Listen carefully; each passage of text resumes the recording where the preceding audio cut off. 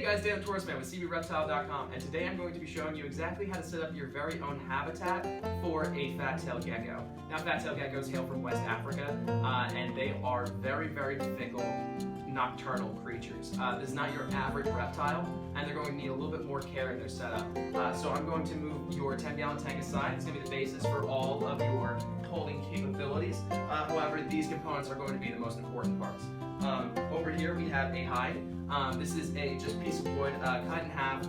We sell these at CBReptile.com. You can get one of these as well as a more unconventional hide. This is one of our cork hides. So this is just a piece of cork cut down the middle and creates sort of the same pontoony effect that the log one does as well. I just do this for a little differentiation while we're doing the video. You're going to need two separate hides, one for humidity and then one for heat. So I'm going to put these aside over here. When it comes to the humidity, your moss, your terrarium moss is going to be very, very important. We're going to be putting this moss underneath one of these hides to make sure it has a moisture capture inside of it to really give that humidity and the moisture for the skin of the reptile that it needs to be able to choose. So we're going to put this aside as well. On the bottom, these guys do come from African deserts, so we are going to be keeping the heat up with a mat on the bottom. This mat's going to work wonders for keeping a hotter area for your gecko, so it's going to be perfect for them. We also have a food and water bowl, a Reptorock and a Reptoramp, classic. We have over here some aesthetics, a little bit of leafage. A little bit of leafage adds a little bit of color to the tank. It doesn't make it look all brown and, you know, dirty. So we're gonna be putting this in there at the end just to make it a little bit happier. We're also going to be needing a temperature humidity gauge. This is going to be very important for keeping track of the actual environment enclosed inside of your habitat, just to be sure that he's getting the right heat, he's not going to be too cold, and as well as the humidity needs to be at the right setting, or else he's going to develop a few issues. So we're going to make sure we keep a good eye on that with our temperature and humidity gauge. Now for the base of the tank, we are going to have two different options. Over here we have just a mat that you put down at the bottom. This makes cleaning super easy and it transfers the heat very easily. However, humidity can be a huge problem when it comes to using this method. Some people will get a humidifier for their tank.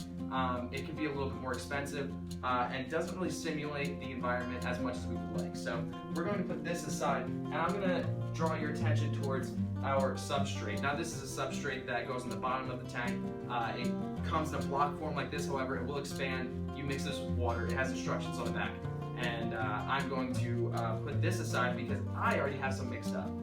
So when you do eventually have it out, it's going to be looking all dirty like this and very flaky. However, you'll know that it has the right moisture in it when you can clump it together by squeezing it with your hand.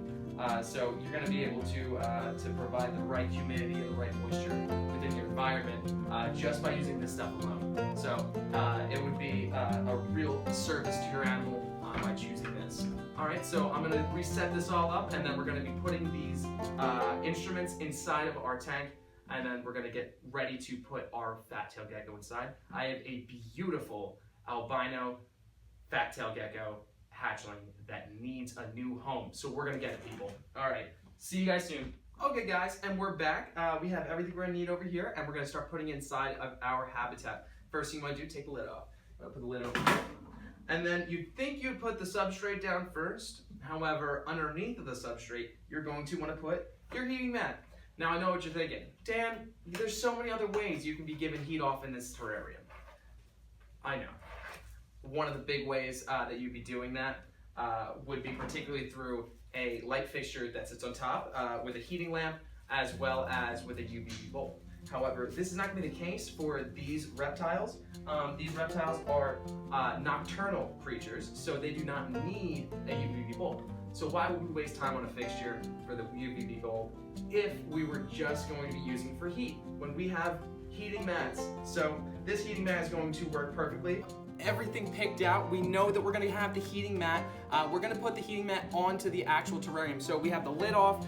First step, what we're gonna do is we're gonna put this heating mat right here on the terrarium. This is going to be the hot side while we have the moisture side on this side. So when we flip this bad boy back over, we're gonna flip it over, and this is going to be on our right-hand side. So we are going to then flip this over. So as you can see on the back of our heating mat, this side does not do anything, but the heat comes from this side. So on this side, there's a little bit of a tab here. You can peel this back, and it reveals a sticky side to it. So you peel this fully backwards, and you get one shot at this. All right, I'm gonna put this to the side, and then you flip it over, and then you carefully place it in the corner of your terrarium. I'm telling you to put it in the corner and not specifically in the center of it, just because you have this little bit of a lip, and you want to be able to feed the cord a little bit past there, so you're not going to be laying on this lip, and it'll cause your terrarium to be a little bit more unstable. So what we're going to do is we're going to put it towards the corner, make sure it's connected to the glass, and then what you want to do is you want to take from one side, push it down, and make sure it gets full contact with it all the way down, and then make sure the cord goes over like this, and then we are set.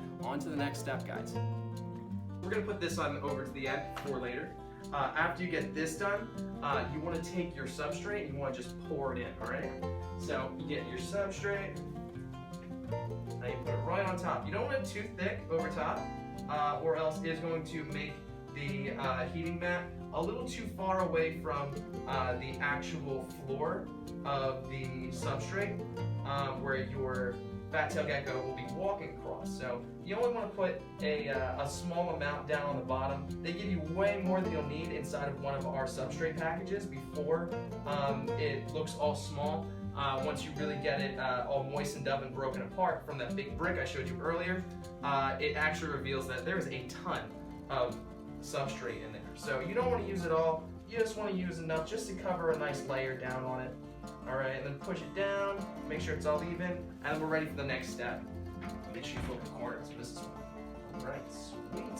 So we're ready for the next step. Now the next step would be figuring out where you want to put your hides. I particularly would like to use the hot side using the log. So I'm gonna put the log up against the back corner, and with this hole inside the log, it'll be able to crawl, your gecko will be able to crawl into the log, and it's right over top of the heating mat, so your gecko will be able to choose whether it wants something super hot environment or one that is more cooler on the other side of the terrarium. Overall, you'll be able to test the average temperature using your temperature humidity gauge, but you'll be able to feel the difference while the heating mat is on. So I'm going to be putting this one on the other side, and what I like to do with the cork is I want to bury it a little bit. So I'm going to just dig up this corner and then stick it on the bottom, and then use the dirt to really hold it up, you know? And then while we have the dirt over top of this hide, making it even more hidden, we're going to be taking some of our moss and sticking the moss underneath of the hide. This is going to create a little moisture barrier for it.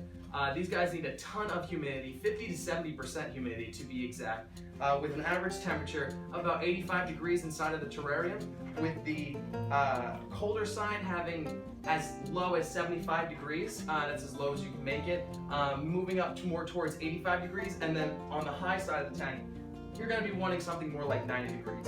So when you get your moss, you're going to be putting it inside of a bowl, not so dissimilar to this one.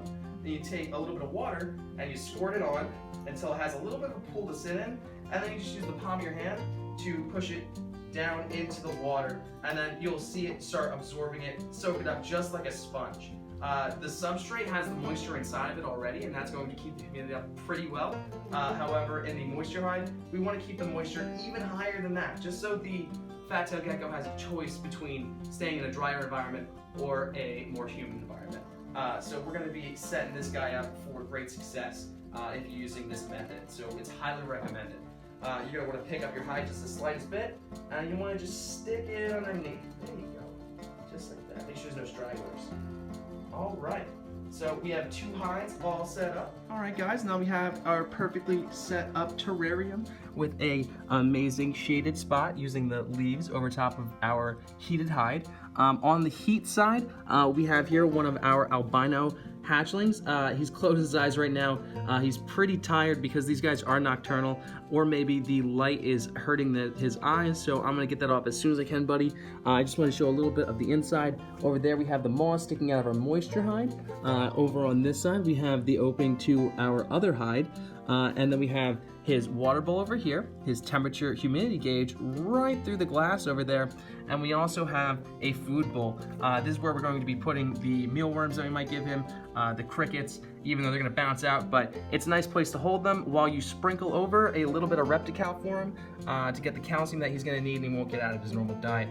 Crickets and worms are some of his favorite things to eat. However, worms will fatten him up a little bit more than we would like him to. So we are going to be feeding him a strict diet that has very little super worms in there. Keep them as more of a treat. They are fat tail geckos, however you don't want them getting too fat, and that's exactly what's going to happen if you keep feeding them too many worms. So he looks like he is happy. I'm going to turn this light off real quick so you guys might lose a little bit of visual on it. However, it's going to make him a lot more happy. There we go. So as you can see, this is a beautiful setup for our Fat Tail Gecko, and it has everything that he's going to need to survive, be happy, and be healthy in his new home. I hope you guys enjoyed the video. If you have any questions, comments, or concerns, please do not hesitate to contact us at CBReptile.com. Thanks for watching, guys, and don't forget to check out our Fat Tail Gecko morph review videos just to get an idea of all the different colorations and patterns that you can see out of our Fat Tail Geckos that we hatch here at CBReptile.com. Thank you guys, have a good one. Hey guys, I hope you really enjoyed our video. If you guys like what you saw, if you learned anything, or if you're just a fan of our scaly friends, please shoot us a like, and don't forget to smash that subscribe button to stay updated on everything from CBReptile.com. This is Dan the Tourist Man signing off, and I want you guys to have a great day.